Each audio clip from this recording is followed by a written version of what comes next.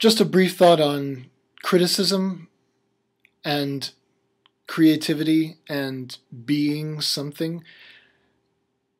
I think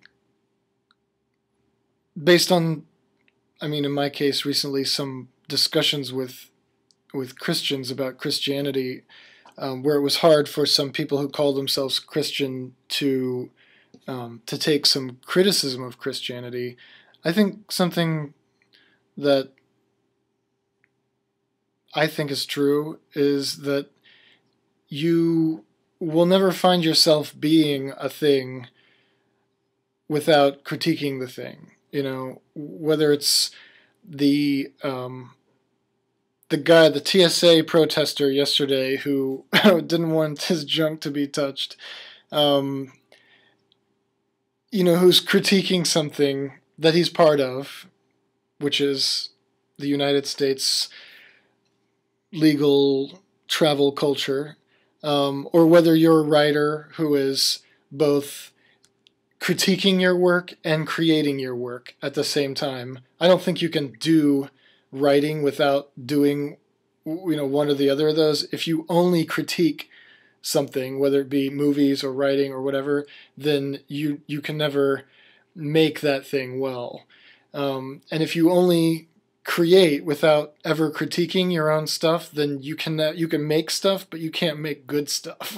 You can't make stuff that other people are going to like at all, because it'll be stupid. But if you think everything's is stupid so much, if your criticism is so high in relation to your creation, then you won't ever actually create anything. If your creation is so high with respect to your critique, then you won't make anything that lasts.